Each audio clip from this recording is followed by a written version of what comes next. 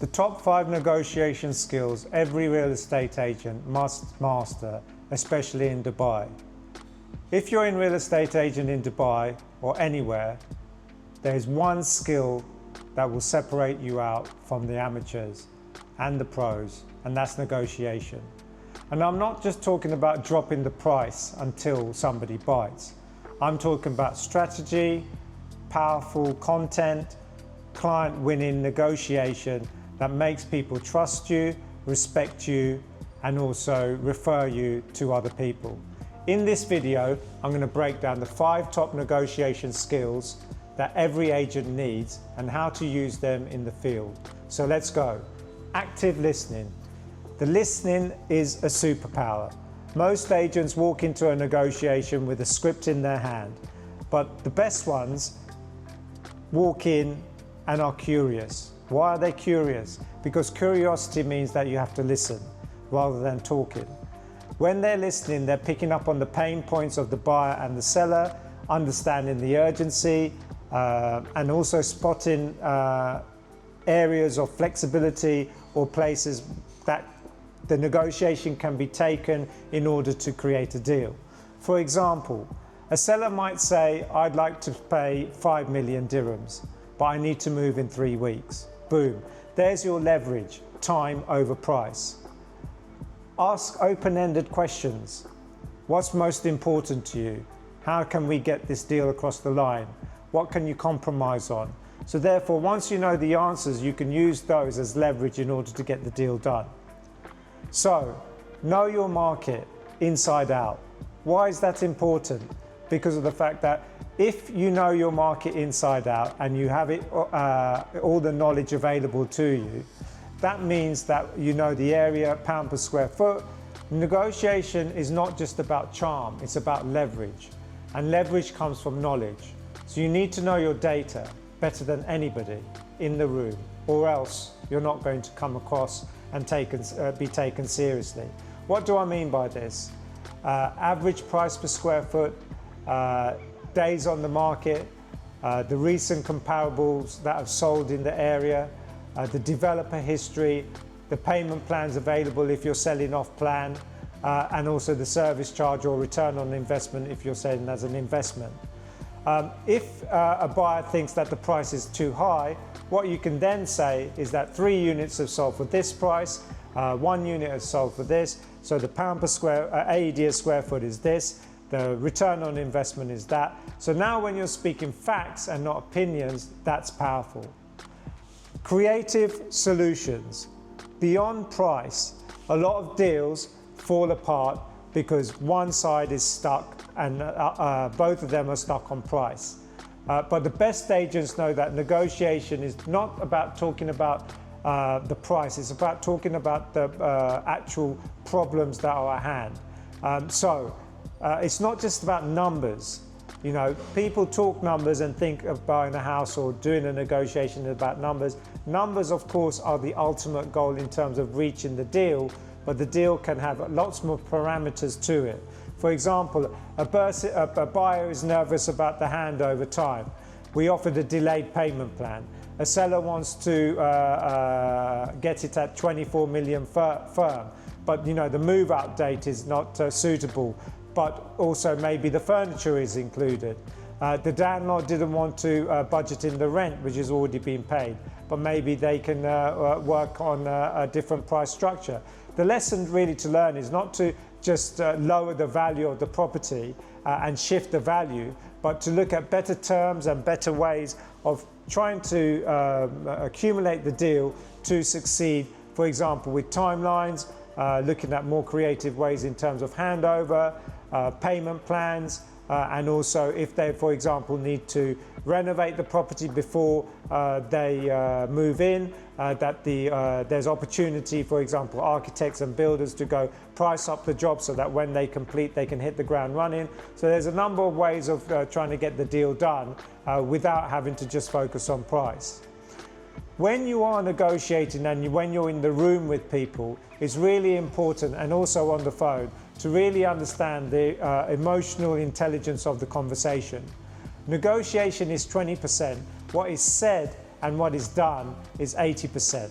So therefore, you've got to be able to read the body language, eye contact, the silence in the room, what is said, what isn't said, what is really wanted, what is not wanted. And you have to understand the buyer's point of view and the seller's point of view and try and bring them as close to possible in terms of actually doing the deal. Now, if you get to a point where you're not able to close the deal, then that's up to you to then sort of sit back and go back over the points above and see whether you can negotiate and do things in a way where it can be more systematic towards getting the deal done. It is really important to also make sure that you use certain techniques such as mirroring your client, posture and matching your client's posture and speaking pattern. So therefore then you can try and bring him into sync with you and actually get him to resonate with you, which will then make it easier for him to agree with you.